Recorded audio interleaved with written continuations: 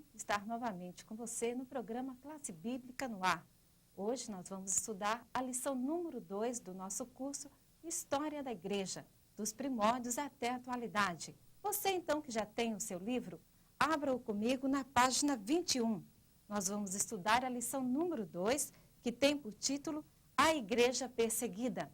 Como nós vimos na aula passada, o Estado romano determinou que todo cidadão que estava debaixo do império deveria oferecer culto, deveria venerar as imagens dos imperadores, então reinantes, e dos seus antecessores.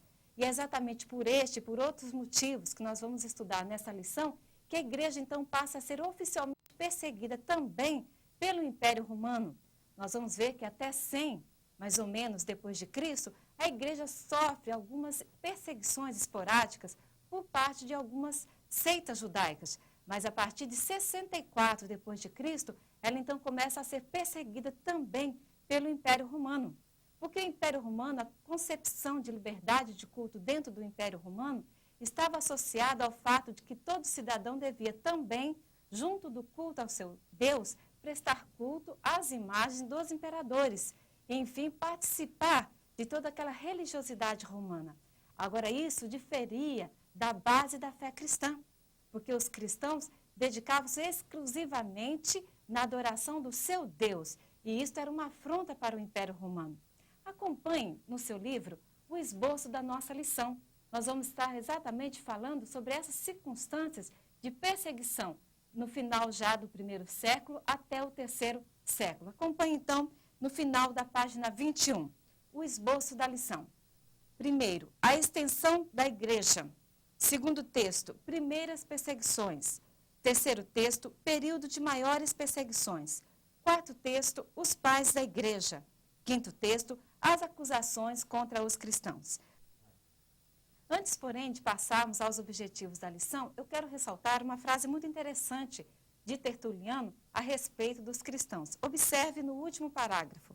Tertuliano disse que os cristãos foram perseguidos pelo império não por adorarem a Cristo, mas por adorarem só a Cristo. E essa era a grande diferença do cristianismo em relação às outras religiões. Vamos aos objetivos da lição na página 22. Ao concluir o estudo dessa lição, você deverá ser capaz de, primeiro, mencionar duas regiões do mundo antigo fora do Império Romano alcançadas pela igreja. Segundo, dizer que acusação Nero apresentou contra os cristãos para justificar persegui-los. Terceiro, dar o nome do imperador responsável pelo envio do apóstolo João ao exílio na ilha de Patmos. Quarto, mencionar os nomes de 3 dos chamados pais da igreja. E quinto e último objetivo, citar 2 das principais acusações contra os cristãos que justificaram a ação corajosa dos apologistas cristãos. Vamos então ao texto número 1, a extensão da igreja. É interessante nós observarmos que, apesar de toda a perseguição, a igreja cresce muito nesses 3 primeiros séculos. E é isso que nós vamos ver agora nesse texto, a extensão da igreja. Observe no ponto, o cristianismo se impõe. Em 313 depois de Cristo, o cristianismo já era dominante na Ásia. Você, se puder ter um mapa do mundo antigo e observar cada região que é citada no texto, você vai então poder ter uma representação mais clara, mais objetiva do quanto o cristianismo avançou nas diversas regiões que tanto faziam parte do Império Romano, como também de outras regiões. Por exemplo, o cristianismo estava presente já no final do terceiro século na Antioquia da Síria, na costa da Grécia e Macedônia, nas ilhas gregas no norte do Egito, na província da África, na Itália, no sul de Gália e na Espanha. Para que você possa melhor entender qual era a influência do cristianismo nessas regiões, eu dividi em 3 etapas. Em cada século, na verdade, isso não é tão objetivo assim. Apenas como uma representação, você vai perceber que em cada século a igreja avançou sobre um povo e um lugar distinto. Por exemplo, você pode anotar no seu caderno, porque isso não está no seu texto. No primeiro século, a igreja avançou sobre a parte oriental, alcançando principalmente os judeus. No segundo século, sobre a população gentílica de língua grega. E no terceiro século, sobre os latinos da parte oriental. É apenas para você ter uma referência de como o cristianismo avançava sobre os diversos povos.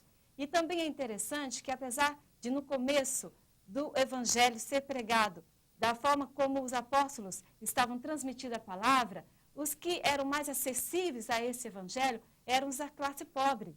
Mas já no final do terceiro século, o que nós percebemos é que o cristianismo avançou sobre todas as diferentes classes.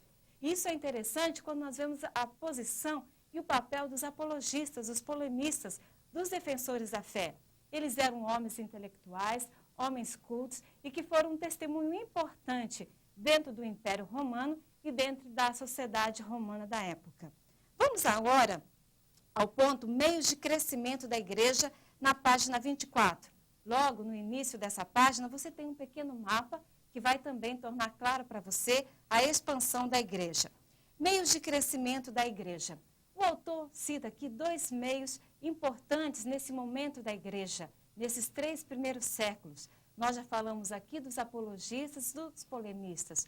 Nós vamos estudar um pouco mais sobre eles no texto seguinte, mas também a importância daqueles crentes desconhecidos e anônimos, que não estão citados por nomes na história, mas que pela vida irrepreensível e pela fé que eles possuíram, causaram um grande impacto e foram, sem dúvida, na verdade, o meio mais eficiente para a conversão e para a propagação do Evangelho naquele período.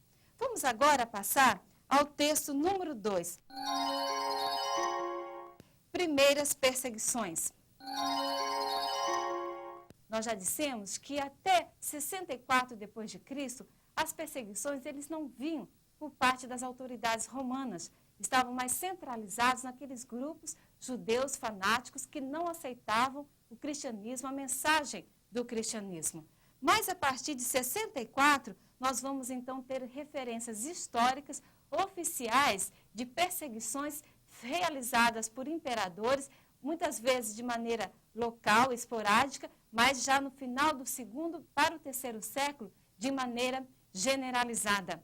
E o primeiro imperador que passou, então, a dar início às perseguições foi Nero. Nero foi considerado por muitos historiadores como louco, e há registros históricos da sua insanidade e da sua crueldade. E não é para menos, afinal, Nero envenenou o seu irmão adotivo, mandou matar a sua mãe Agripina, mandou matar também a sua esposa Otávia, para então se casar com Pompeia. Agora, nada disso justifica a perseguição violenta de Nero contra os cristãos. Na verdade, nós cremos que uma força satânica estava por detrás daquele imperador, dos seus atos e das suas atitudes. O próprio historiador Tácito, historiador romano, relata, você pode encontrar isso logo na página 26, alguns detalhes sobre os horrores que os cristãos sofreram na mão de Nero. Em 64 depois de Cristo, ele manda então incendiar Roma.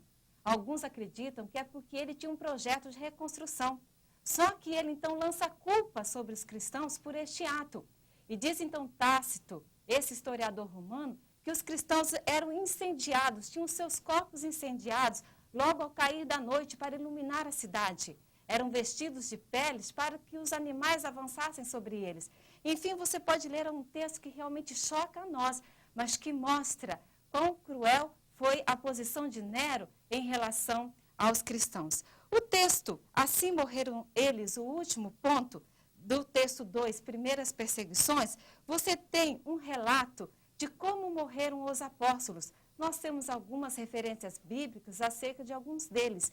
Porém, muito do que aqui encontramos é segundo a tradição, segundo a história de como foram martirizados os líderes da igreja primitiva. Não somente eles, nós sabemos que muitos cristãos anônimos deram sua vida, milhares deles, para que a igreja pudesse caminhar triunfante. Na verdade, nós dizemos anônimos para nós, mas cremos com certeza muito conhecidos de Deus. Eu quero ler 2 Timóteo, no capítulo 4, e o verso 6 ao verso 8, você já encontra esse texto no seu livro, que diz assim: já estou sendo oferecido por aspersão de sacrifício, e o tempo da minha partida está próximo. Combati o bom combate, acabei a carreira, guardei a fé. Desde agora, a coroa da justiça me está guardada, a qual o Senhor, justo juiz, me dará naquele dia, e não somente a mim, mas também a todos os que amarem a sua vinda. Esse texto é do apóstolo Paulo, mas eu acredito que é um texto que pode ser aplicado a todos os mártires da igreja em qualquer tempo, em qualquer lugar. Vamos agora ao texto número 3. Período de maiores perseguições.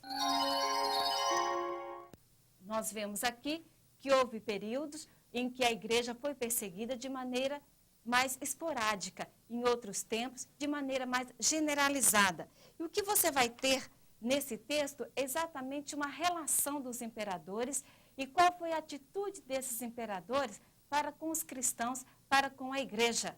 Você vai perceber que houveram imperadores que perseguiram com maior crueldade a igreja, enquanto que outros foram mais amenos no trato com os cristãos. A narração começa com Nero, em 64 depois de Cristo e termina com Diocleciano em 284 a 305 depois de Cristo. Vamos agora procurar entender melhor, mais claramente, o que aqui está narrado em detalhes. Você pode fazer essa leitura na tua casa, dividindo isso em 3 etapas. Você pode anotar no seu caderno, você não tem isso no seu livro-texto, ou quem sabe no espaço livre do seu livro. Primeira etapa, até 100 depois de Cristo. Nós vemos que Nero, então, 64 depois de Cristo, começa as primeiras perseguições. E nós encontramos Pedro, Paulo e João neste período. Pedro e Paulo foram martirizados e João foi exilado na ilha de Patmos. O segundo período, de 100 até 250 depois de Cristo, nós vamos ver, então, perseguições locais e esporádicas. Você tem aqui no seu texto a citação de Trajano, que viveu entre 98 a 117 depois de Cristo. Trajano disse o seguinte, que os cristãos, eles não deviam ser caçados como animais.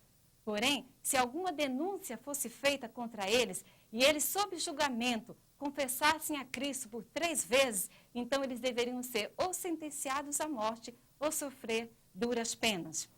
De 250 a 305 depois de Cristo, o que nós vamos ver é uma perseguição generalizada, cruel sobre os cristãos, principalmente a partir do Edito de Décio. Você pode acompanhar isso na página 29. Ele viveu de 249 a 251. O edito dizia o seguinte, todo cidadão que vivesse sob o Império Romano teria que uma vez por ano sacrificar aos deuses romanos. Isso os cristãos jamais fariam. E exatamente esse edito veio para poder legalizar de alguma maneira a perseguição que já existia. E nós vamos ver então que ele tenta por diversas maneiras destruir o cristianismo, agora baseado nesse edito que ele mesmo impôs sobre o Império Romano. Mas o último e talvez o mais cruel deles foi Diocleciano, que viveu entre 284 a 305. O seu intento era varrer da face da terra o cristianismo. E para isso ele mandou destruir igrejas, ele mandou que as escrituras que até então eram usadas pelos cristãos fossem também queimadas, que todas as igrejas fossem destruídas. Enfim, a sua intenção era que realmente o Império Romano se fortalecesse a partir de uma religiosidade pagã, uma religião do Estado, e que o cristianismo, que agora avançava sobre todos os territórios, pudesse ser exterminado da face da terra. Essas perseguições só vão terminar com o Edito de Milão, promulgado pelo imperador Constantino. Nós vamos estar em lições seguintes estudando mais detalhadamente a importância do imperador Constantino para a igreja. Mas o que dizia o Edito de Milão? Dava liberdade de culto a todo cidadão que estivesse sob o Império Romano. Isso fez toda uma diferença, porque nós vimos que até então havia uma liberdade de culto, mas que na verdade era camuflada, porque o cidadão que quisesse oferecer sacrifício ao seu Deus ou cultuar a seu Deus, tinha que também oferecer sacrifício aos deuses pagãos e aos deuses romanos. E isso era contra a fé cristã, contra o cristianismo. Vamos passar agora ao texto número 4. Vamos então estudar os pais da igreja. Mas quem eram os pais da igreja? Primeiro, eram pessoas de vida irrepreensível, e isso dava autoridade, enfim, corroborava a liderança que eles tinham diante da igreja e diante dos cristãos. Segundo, muitos deles haviam tido uma vivência com alguns dos apóstolos, e eles então receberam desses apóstolos a doutrina, que era a doutrina básica do cristianismo, principalmente relacionada à divindade de Jesus Cristo e à salvação. Nós temos aqui nesse texto uma relação desses pais da igreja e também um relato das suas mais importantes obras. Nós não vamos poder aqui mencionar detalhadamente esse texto, mas você deve fazer isso na sua casa. Eu gostaria apenas de chamar a atenção sobre o ministério que eles realizavam. Embora todos são considerados pais da igreja, nós podemos classificar o trabalho que eles realizavam em 3 tipos de trabalho. Primeiro, nós temos aqueles que nós consideramos e falamos pais apostólicos, pais da igreja, que eram a liderança que se envolvia diretamente com o dia a dia da igreja. A mensagem, a literatura que eles produziam era para a edificação da igreja. Agora, dentro desse relato de pessoas que aqui estão, nós vamos encontrar também os apologistas. Quem eram os apologistas? Eram os defensores da fé. Eram eles que, diante do Império Romano, diante da sociedade da época, defendiam os cristãos. Enfim, eles procuravam mostrar que não havia provas das acusações que eram feitas constantemente contra a igreja e contra os cristãos. Eles estavam sempre prontos a defender, usando os escritos do Novo Testamento, usando também a vida irrepreensível daqueles cristãos e principalmente usando até da argumentação filosófica grega, porque afinal, muitos desses apologistas e polemistas foram pessoas educadas dentro da filosofia grega e eles tinham uma hábil argumentação, eles eram rápidos no raciocínio e é exatamente isso que nós percebemos através dos seus textos, textos que são reconhecidos não só pela igreja, mas também por diversos historiadores, como textos de uma beleza muito grande. Nós temos também uma terceira classe que até já citamos, os polemistas. O que eles faziam? Os polemistas, eles cuidavam da fé cristã, das principais doutrinas. Eles refutavam as doutrinas heréticas. Nós vamos estudar na lição seguinte que muitas heresias estavam penetrando dentro da igreja. Até porque muitas das pessoas que se convertiam vinham com a sua religiosidade e vinham também de uma vida de sincretismo. E agora eles tinham dificuldade em deixar tudo isso e se dedicar principalmente, exclusivamente, às doutrinas pregadas pelos apóstolos e que eram agora transmitidas pelos pais da igreja. Então, os polemistas, eles que cuidavam da pureza da doutrina. Eu quero apenas ressaltar aqui no seu texto aqueles que são os mais conhecidos. Por exemplo, Justino, que viveu entre 100 a 167 depois de Cristo, considerado um dos maiores apologistas, foi martirizado em Roma.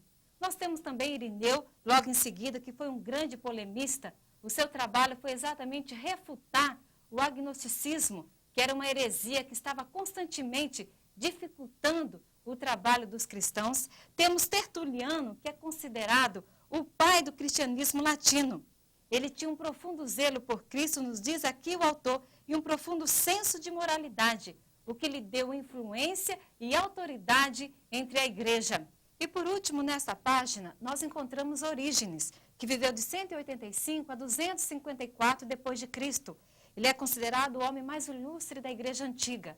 Ele usou muitos textos do Novo Testamento nos seus escritos, o que corroborava aquilo que ele dizia, principalmente diante das heresias, porque também nós vamos ver que aquilo que era heresia era feito a partir de alguns textos. Porém, Orígenes utiliza toda a doutrina do apóstolo Paulo, que só poderia ser entendida observando todas as suas cartas pastorais. E é interessante que você observe que nós não temos aqui o cânon do Novo Testamento fechado, mas o fato de que os pais da igreja citavam e utilizavam as cartas do apóstolo Paulo, também os evangelhos e também as outras epístolas dos outros apóstolos, dava credibilidade a esta carta e foi um dos motivos que levou mais tarde, no Concílio de Cartago, a fechar o cânon do Novo Testamento com aqueles 27 livros, porque todos eles, todos os 27 livros, já haviam sido citados pelos pais da igreja. Vamos agora à página 32, e nós vamos ver também alguns pais da igreja que se tornaram famosos pelo seu trabalho, ilustres por aquilo que eles realizaram.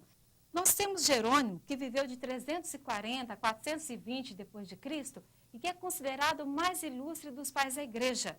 Por quê? Porque sua obra ainda é muito significativa para o momento atual.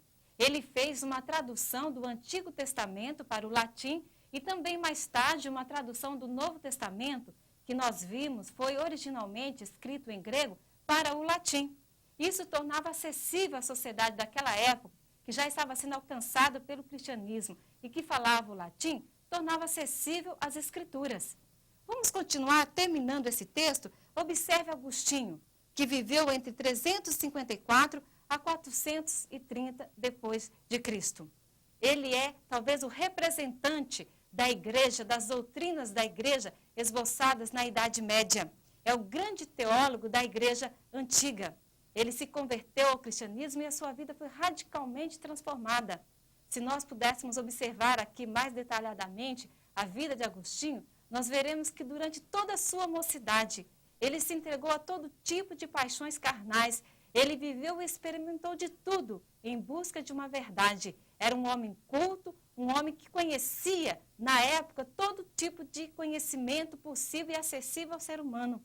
Mas só através do encontro com o Senhor Jesus Cristo é que ele pôde, então, ter satisfeita a necessidade da sua alma. E, através da sua erudição, ele trouxe um impacto sobre a igreja da Idade Média, a maneira como ele expunha as doutrinas acerca da divindade de Jesus Cristo e acerca do plano de salvação. Vamos agora ao texto número 5. As acusações contra os cristãos. Esse é o nosso último texto. Nós já estamos chegando ao final dessa lição. E você deve estar se perguntando, mas afinal de contas, o que de concreto aquela sociedade e os imperadores tinham contra os cristãos? O que é que eles faziam para merecer tamanha perseguição? Nós vamos perceber que o que eles tinham era, acima de tudo, calúnias. Porque a única coisa de concreto era a não submissão dos cristãos, da igreja, à ordem do Império Romano de venerar as imagens do imperador e de prestar culto aos deuses pagãos. Mas a vida era uma vida irrepreensível. No entanto, eles eram constantemente acusados de incesto, de práticas imorais, de rebelião, de homicídios, enfim, todo tipo de delinquência da época era atribuída aos cristãos. E havia também rumores por parte do povo acerca das reuniões que os cristãos realizavam no primeiro dia da semana.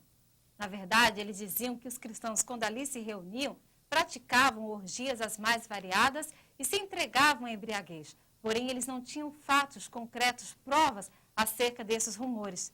Nós temos também os rumores da parte dos intelectuais.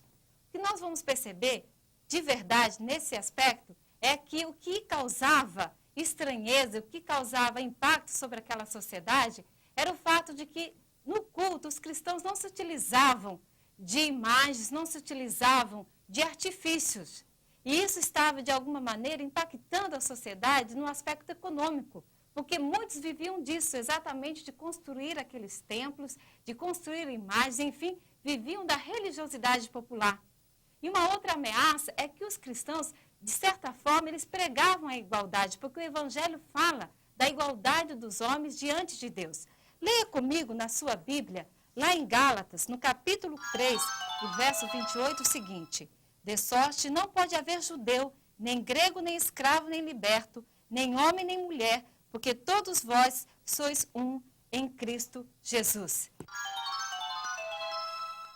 Vamos terminar essa lição com o último ponto, o papel dos apologistas. Nós vimos que eles foram educados dentro da filosofia grega e eles procuravam agora, através dos seus escritos, mostrar que o cristianismo não era algo irracional, mas, na verdade, a mais elevada filosofia, a revelação de Deus aos homens. Eles não conseguiram, nós percebemos, impactar a sociedade como era o propósito. No entanto, eles foram um testemunho diante da igreja de que homens cultos, homens intelectuais, podiam ter discernimento da revelação de Cristo Jesus quando debaixo de uma fé simples. E em relação aos outros cristãos, nós temos muito pouco acerca deles dentro da história, mas nós sabemos que Deus, aquele que é fiel há de recompensar a todos esses que entregaram as suas vidas a Cristo Jesus, mártires da igreja.